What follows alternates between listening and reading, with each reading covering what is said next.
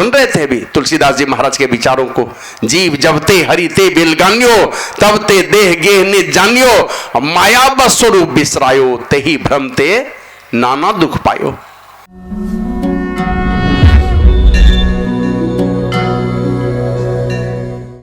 उस दूत को जाकर के पूछा कि भाई कथा तो हमने सुनाई, हजारों लोगों ने कथा हमारी सुनी और विमान एक लेकर के आए हो, और विमान भी लाए तो सबसे खराब आदमी के लिए लाए हो। इतने अच्छे अच्छे लोग हैं यहाँ पर, उनके लिए विमान लेकर के नहीं आए। और जो प्रेत जोनी में गया हुआ है, सारा जीवन प्रेत वाला ही काम करता रहा, उसके लिए तुम विमान लेकर के आए हो, क्या बात है? तो बोला महाराज क्या बताऊं, ये तो सुनने में हेर फेर हो गया, इसीलिए ये सब हुआ। का क्या हेर फेर हुआ? का जितने अच्छे अच्छे लोग थे ना, ये सुने ही नहीं। दिमाग में लगा हम तो अच्छे आदमी हैं, सब कुछ जानते हैं, इसलिए आपकी बातों को सुना नहीं। और ये प्रेत जोनी में जो गया है ना, जब कोई रोगी होता है ना, वो चाहता किसी भी तरह से कोई दवा खा करके मैं चंगा हो जाऊं, और नहीं कोई दवा मिलते देखते हैं चंगा होने के लिए लोग जहर भी खा लेता है, जब लगता है कि जहर खाने से ही हमारा उद्धार हो जाए, मुक्ति हो जाएगी। कहा कि तुम्हारे भाई ने 7 दिनों तक अन्न जल छोड़ करके निराहारी बन करके 7 दिनों तक तुम्हारी कथा सुनी, इसलिए उसी के लिए विमान लेकर के आया हूं। तो गया जी में जाकर के पिंड दिया, फिर भी मुक्ति नहीं हुई। मुक्ति कहां से हो गई? यही संतों के दरबार में कथा सुना दी 7 दिनों तक, प्रेत जोनी में गए हुए उस धुंधकारी का भी उद्धार हुआ। तो वही शंकर भगवान से पूछते हैं ब्रह्मा जी, भगवान बहुत लोग हैं जो पिंडदान करते हैं अपने पूर्वजों के मुक्ति के लिए, उसका क्या परिणाम है? तो शंकर भगवान चेतावनी देते हुए कहते हैं, सारे दुनिया के लोगों सुन लीजिए कान खोल करके, शंकर भगवान कहते हैं पिंड पातेन या मुक्ति सा मुक्तिर न तु मन्यते। वो मुक्ति की मान्यता नहीं है हमारे यहाँ, ऋषि मुनियों के विचारों में कभी किसी मुक्ति की मान्यता नहीं है। अगर आप पिंड दान करके मुक्ति चाहते तो 4 प्रकार के मुक्ति की चर्चा है शास्त्रों में। अपने परमात्मा के रूप को प्राप्त करना, परमात्मा के शरीर को प्राप्त करना, उसके लोक को प्राप्त करना, उसी के जैसा हो जाना। तो इस प्रकार अलग अलग मुक्ति की चर्चा है। किसी भी प्रकार की मुक्ति की मान्यता नहीं है ये पिंडदान से। तो फिर शंकर भगवान कहते मुक्ति कब? कहते पिंड पाते या मुक्ति शा मुक्ति न तु मन्यते, देहे ब्रह्मत्व मायाते जलानाम संधवम यथा अनन्यताम यदा याति तदा मुक्ता स उच्यते।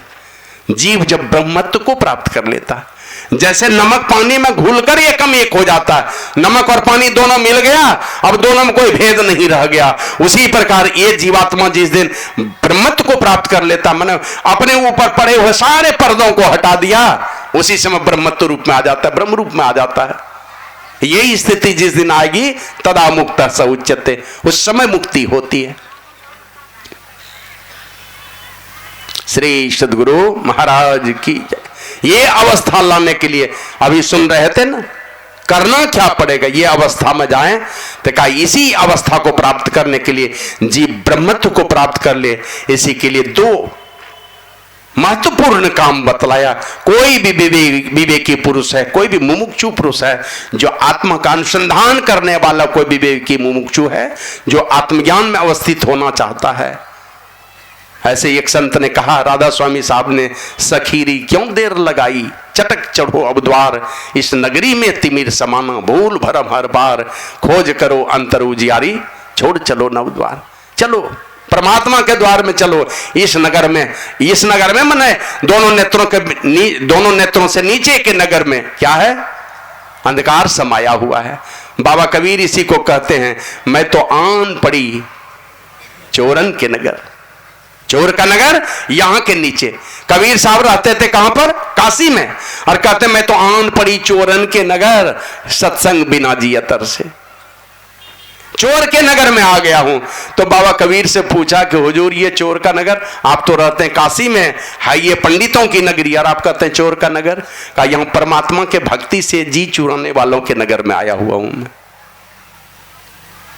इस सत्संग में लाभ बहुत है, तुरंत मिलावे गुरु से, मूर्ख जन कोई सार ना जाने, सत्संग में अमृत पर से। साधु संतों की संगति में जाने वाले नहीं है, यहाँ जी चुराते हैं उससे। परमात्मा के नगर में जाने से, परमात्मा की भक्ति करने से कतराते हैं, जी चुराते हैं। ऐसे चोरों के नगर में मैं आ गया हूं। लोगों को पता नहीं है कि उस साधु पुरुषों की संगति में जाकर के अमृत की वर्षा होती है। तो भोलेनाथ कहते हैं 2 काम करना पड़ेगा।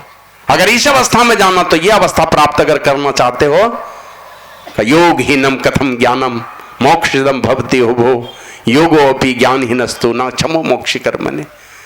मोक्ष दिलाने में, मुक्ति दिलाने में, दोनों में से अकेला ये कर्म कभी भी क्या कहते हैं, सबल नहीं है। वो कोई योग करे लेकिन ज्ञान नहीं है उनके पास। हम तो जुड़ना तो चाहते हैं, किनसे जुड़ना चाहते हैं?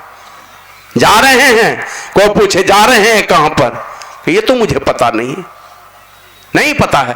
किसी रास्ते में चले जा रहे हैं, किसी से पूछिए कहां जा रहे हैं, पता नहीं कहां जा रहे हैं।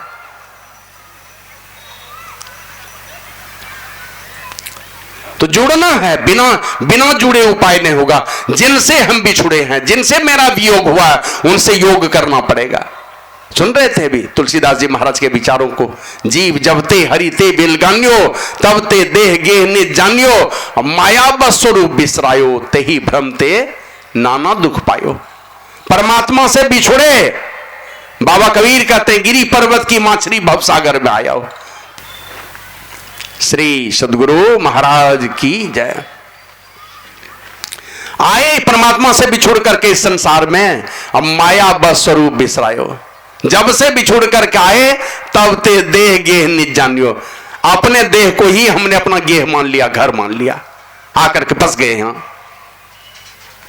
और परमात्मा की माया का पसार इस प्रकार का है कि अपने वास्तविक स्वरूप को भूल गए कि परमात्मा रूपी शेर का बच्चा हम यहां पड़ गए सियार के बच्चों के झुंड में। गडेरिया ने मुझे पकड़ लिया और आकर के बकरी के बच्चों के बीच में हमें ला करके डाल दिया।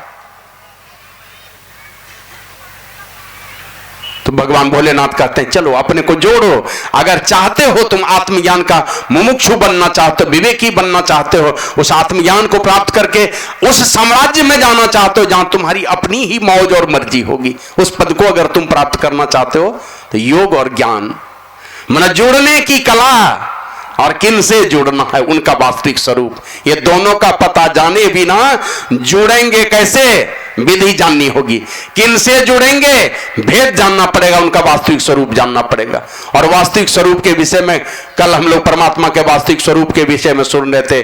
अशब्दम स्पर्शम मरूपम अव्ययम तथा रसम नित्यम गंध वत्स यत अनादि अनंतम महत परम ध्रुवम तन मृत्यु मुखात प्रमुच्यते। का ऐसे परमात्मा तत्व को जब तक नहीं जानेंगे मृत्यु के मुख से निकल ही नहीं सकते, मुक्ति के धाम में आप जा ही नहीं सकते। दोनों ही चाहिए, जुड़ना और किन से जुड़ना, जुड़ने की विधि जानना और उनका वास्तविक स्वरूप है, क्या तरीका है उनसे मिलने का, यह तरीका सीख करके जुड़ना पड़ेगा और परमात्मा का वास्तविक स्वरूप और वास्तविक राह का पता करना पड़ेगा। तो जो जानते हैं उस पते को, वो पता जानने वाले महापुरुष के संतों की संगति में जाना पड़ेगा। योगहीनम कथम ज्ञानम मोक्षदम भवति उभो। योगहीन ज्ञान मोक्षप्रद नहीं है, उसी प्रकार ज्ञान रहित योग। जुड़ना चाहते हैं, रास्ता नहीं जानते हैं, किस विधि से जुड़ेंगे वो भी नहीं जानते हैं, बैठे हैं घंटों कुछ भी नहीं, किसी भी प्रकार से जुड़ना चाहते हैं। जब तक आप क्या कहते हैं उसका तरकीब नहीं जानते हैं, उनका तरीका नहीं जानते, आप किसी भी तरह से नहीं मिल सकते हैं। अब मनोजय आप नहीं कर सकते हैं, जब आप कितना ही अभ्यास कर लेंगे, जब तक योग्य गुरु नहीं मिलेंगे आप जान ही नहीं सकते।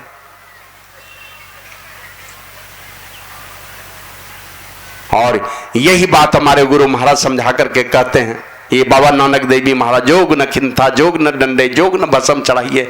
ऐसे साधारण अर्थ में तो यही समझता है कि कोई भस्म लगा करके चलता है, कि कोई गुदरी लटका करके चलता है, भस्म लगा के चलता है, हाथ में लाठी लेके चलता है, शमशान में मसान घाट में शमशान घाट में जाकर के मड़ई बना करके रहता है ना, कमंडल लेकर के चलता है, भस्म लगा करके चलता है। इसी को लोग जोगी कहते हैं। कहते हैं इनसे जोग नहीं होता, गल्ली जोग ना होई, का भाषण करने से भी जोग नहीं होता, बेस बनाने से तो नहीं ही होता, भाषण करने से भी जोग नहीं होता। विधि बताई, योगी की परिभाषा दी उन्होंने, करना क्या पड़ेगा, का एक दृष्टि करी समसरी जाने, जो दोनों दृष्टिधारों को एक करने जानता है। हमारी जो बिखरी हुई दृष्टि है, इस बिखरी हुई दृष्टि को सिमटी दृष्टि बना करके दोनों दृष्टिधारों को सम करने की कला जो जानता है, जोगी कहिए सोई, वो जोगी होता है। तो योग और ध्यान दोनों का अभ्यास करना पड़ेगा और एक को लेकर के चलेंगे। ये जैसे दिव्यांग आदमी होता है, एकांगी आदमी होता है, एकांगी का जीवन बड़ा ही दुखमय होता है, कष्टमय होता है। आवश्यकता है, उस परमात्मा से मिलना चाहता है, दोनों का अभ्यास करना पड़ेगा। और इसी को हमारे गुरु महाराज ने, भगवान बुद्ध ने तो कहा, ज्ञान बिना ध्यान नहीं, ध्यान बिना ज्ञान नहीं। जो ज्ञान और ध्यान दोनों रखता है वही निर्वाण को प्राप्त होगा। और हमारे गुरु महाराज उन्हीं की बातों को दोहरा करके कहते हैं, सत्संग नित अरु ध्यान नित रहिए करत संलग्न हो, व्यभिचार चोरी नशा हिंसा झूठ तजना चाहिए। सत्संग और ध्यान दोनों करना पड़ेगा। और संत मत के साधना में ये दोनों चीज जो है मुख्य स्तंभ है, सत्संग और ध्यान। सब छूटे, गुरु महाराज ने कहा ये दोनों काम कभी छूटना नहीं चाहिए। बाबा देवी साहब ने कहा, लाखों झंझावातों को झेलते हुए ये बिना अभ्यास किए हुए एक भी दिन मत रहो। तो आवश्यक संतों से जुक्ति सीख करके का ये दोनों का अभ्यास मुमुक्षु जब तक नहीं करेगा उस आत्म तत्व को पाएगा नहीं। जब तक आत्म तत्व को प्राप्त नहीं कर पाएगा तब तक वो मुक्ति की दशा में जा नहीं सकता। तो उसके लिए हमारे गुरु महाराज कहते हैं, योग हृदय में वास न तन वास है। तो क्या कहाँ योग करना है उसी का जगह बतलाते हैं गुरु महाराज। दो प्रकार का हृदय होता है।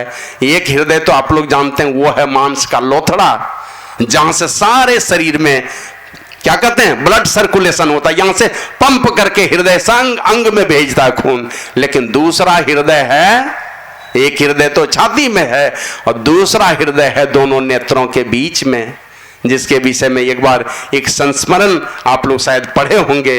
ये नाथनगर वाले ये छोटे लाल बाबा, जिनको ज्ञानानंद बाबा के नाम से जानते हैं, ये गए गुरु महाराज के निवास में। और गुरु महाराज के निवास में जैसे ही गए, बरामदे पे चढ़े, जैसे ही प्रणाम करते हैं, अंदर से आवाज आती है, कौन?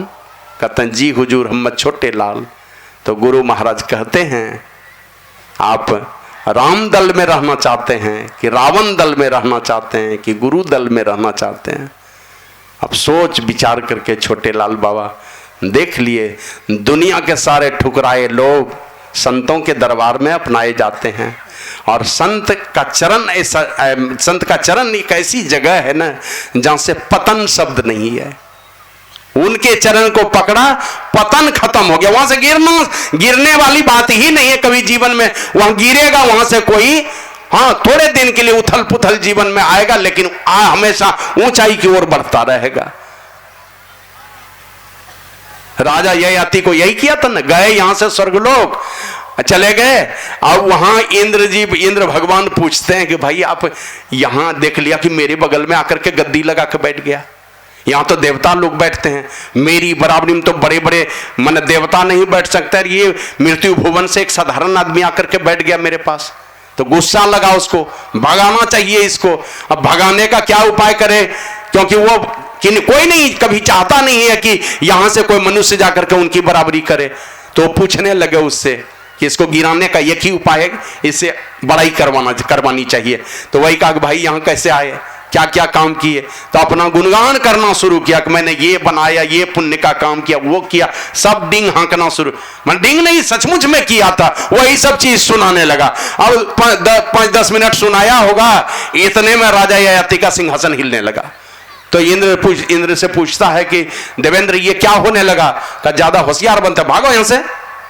वो देख लिया ना इसके पुण्य का क्षय हो चुका, इसीलिए सिंहासन इसका हिलने लगा, भागो यहां से। और वहां से धकेला, और वहां से जब गिरने लगा देख लिया अब तो ये राजा नहीं रहा, ये तो कंगला हो चुका है। क्योंकि जितना पुण्य इसने किया था अपने मुंह से माने आत्म प्रशंसा करके सबका नाश कर लिया है। तब भाग जाओ यहां से। वो जो वहां से गिरा तो जाते जाते देवेंद्र कहते हैं कि राजन जब जा रहे हो यहां से कुछ मांगना है अब बोलो। देख लिया अब तो भिखारी बन चुका है, कोई पुण्य की पूंजी इसके पास रही नहीं है, अब कुछ मांग लो। तो यही मांगा कि देवेंद्र मैं जा तो रहा हूं यहां से, लेकिन अगर कुछ देना चाहते हो तो यही दे दो, मेरा अगर पतन भी हो मैं जाकर के गिरूं तो संत के चरण में गिरूं।